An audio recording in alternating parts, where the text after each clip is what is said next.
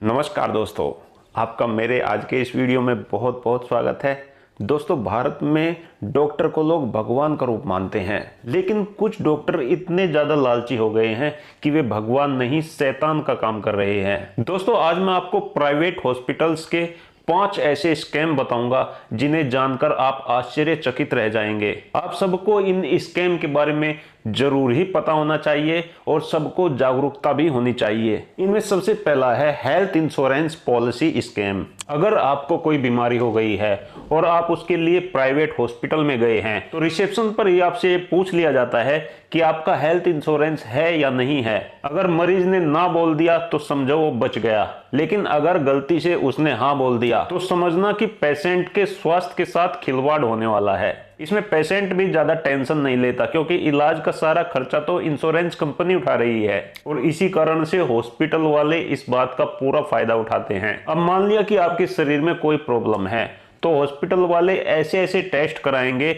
जिनकी आपको कोई जरूरत भी नहीं है। आपके बहुत सारे ब्लड सैंपल लिए जाएंगे, आपकी बहुत सारी जांचें की जाएंगी ताकि इंश्योरेंस कंपनी से ज्यादा रुपया खींचा जा सके। ऐसे में ज्यादा दिन आपको हॉस्पिटल में एडमिट रखते हैं, ज्यादा से ज्यादा आपके टेस्ट कराते हैं और कई बार तो ऐसे ऑपरेशन भी कर देते हैं जिनकी आपको कोई भी आवश्यकता नहीं थी। अब ऐसे में पेशेंट यदि समझदार नहीं है तो वो समझेगा कि मेरा क्या पैसा लग रहा है, पैसा तो इंश्योरेंस कंपनी का लग रहा है। लेकिन दोस्तों, आपके स्वास्थ्य के साथ जो खिलवाड़ हो रहा है वो उससे भी ज्यादा महंगा है। दूसरे नंबर पे आता है सिंक ब्लड टेस्ट स्कैम। ये स्कैम ब्लड टेस्ट से संबंधित है।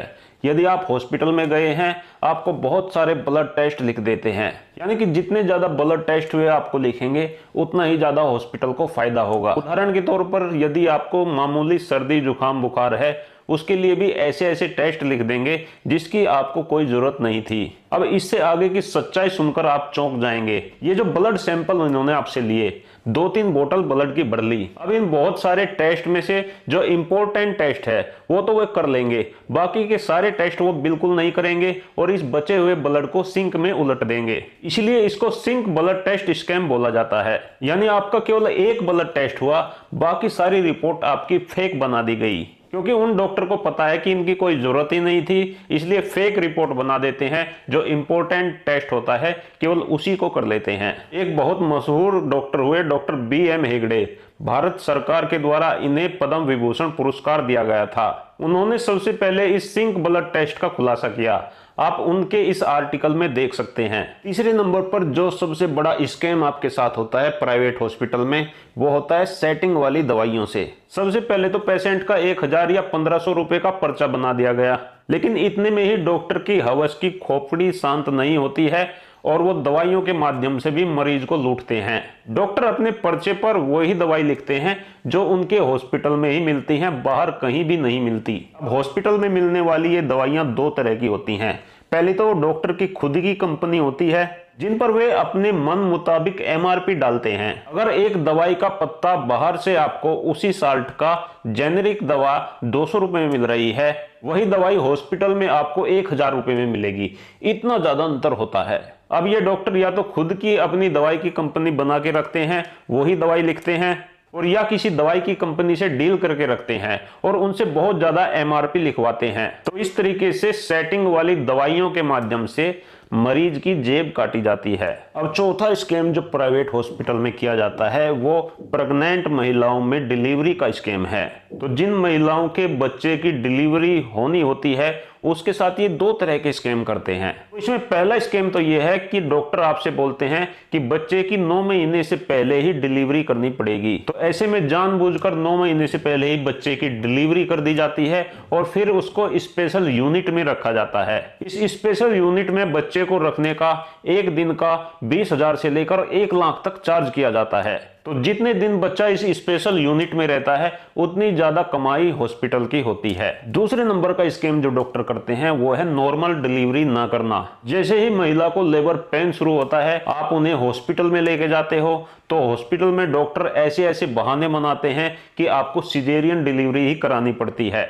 इनमें से 2 मशहूर बहाने मैं आपको बता रहा हूं। पहला तो है डॉक्टर बोलते हैं कि आपके बच्चे ने पेट में ही पोटी कर दी है, इसलिए जल्दी से जल्दी ऑपरेशन करना पड़ेगा। और दूसरा है कि डॉक्टर बोलते हैं कि बच्चा नाल में उलझ गया है, उसकी गर्दन फंस गई है, इसलिए जल्दी से जल्दी डिलीवरी करनी पड़ेगी।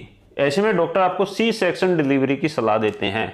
इसमें आपके पेशेंट के पेट में बड़ा सा कट लगाया जाता है, कई लेयर हटाई जाती हैं और सीधे सीधे यूट्रस से बच्चे को उठा लिया जाता है। ये एक बहुत बड़ा ऑपरेशन होता है। इसका मोटा खर्च आपको हॉस्पिटल में देना पड़ता है और ऑपरेशन के कई महीने बाद तक भी महिला स्वस्थ नहीं हो पाती। आंकड़े बताते हैं कि भारत के प्राइवेट हॉस्पिटल में सी सेक्शन डिलीवरी का रेट 49.7% तक पहुंच गया है। इसे सीधे तौर पर यह समझा जा सकता है कि 2 में से 1 डिलीवरी को ये सिजेरियन ही कर रहे हैं। 5वां स्कैम जो प्राइवेट हॉस्पिटल में किया जाता है वो है अननेसेसरी सर्जरी करना।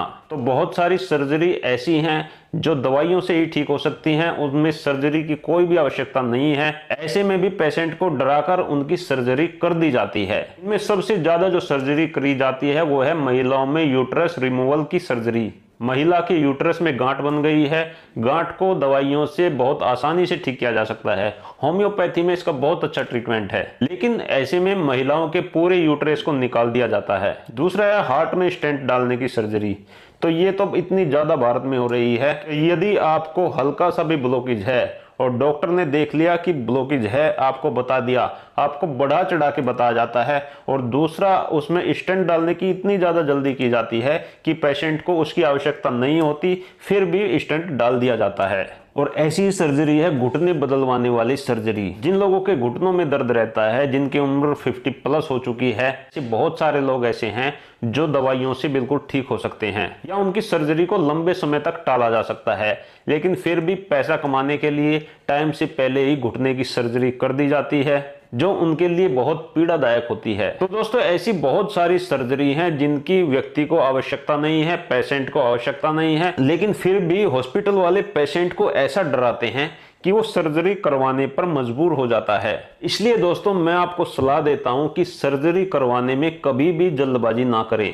अगर एक डॉक्टर ने आपको सर्जरी के लिए बोल दिया है तो आपको दूसरे डॉक्टर की सलाह जरूर लेनी चाहिए और उसके साथ साथ होम्योपैथिक डॉक्टर की सलाह जरूर लेनी चाहिए, क्योंकि बहुत सारी